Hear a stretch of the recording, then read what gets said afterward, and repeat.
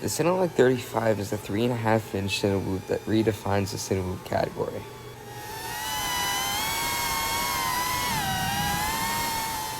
Since it spins such a large propeller, it's able to carry a lot more weight that lets you either fly for a lot longer or carry a higher quality action camera, as you see in this video.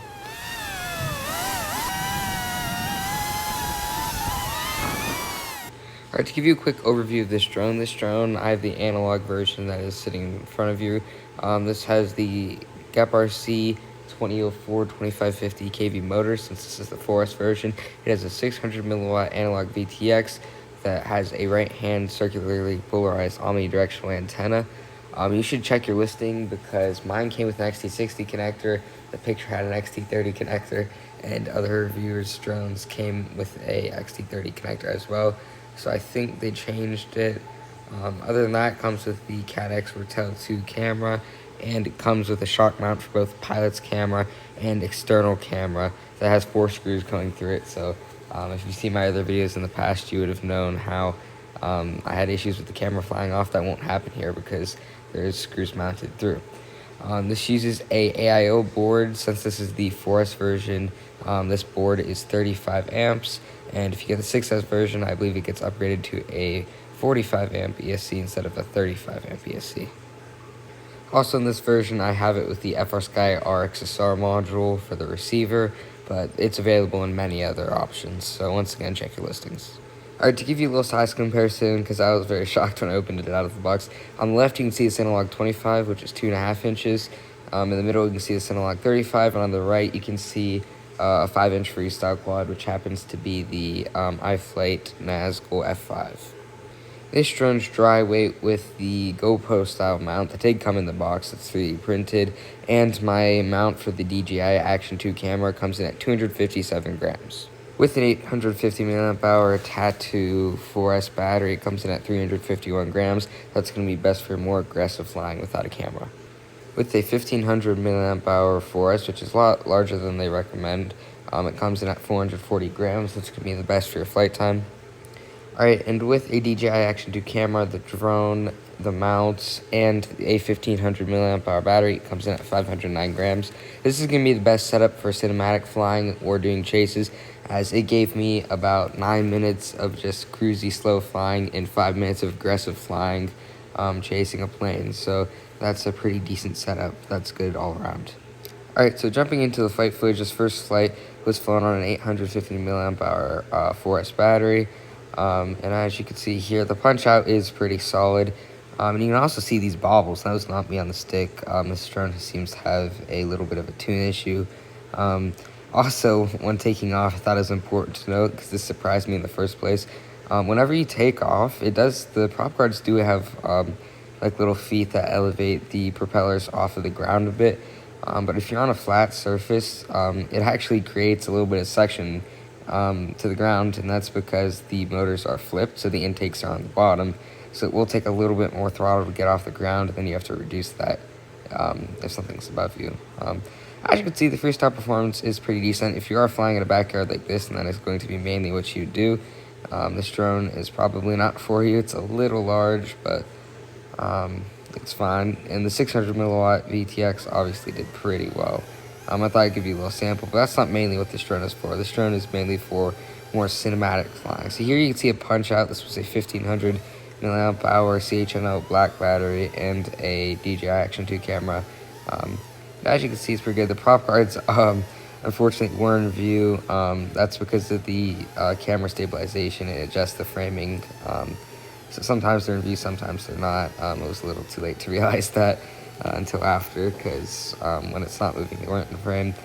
As you can see, it does handle it pretty well, and there isn't too many vibrations or anything, either in the raw footage in the pilot's view or into the camera that make it into the final footage. So you can see everything looks pretty smooth. This was shot with stabilization, so if you have a pretty decent camera, you shouldn't have any issues.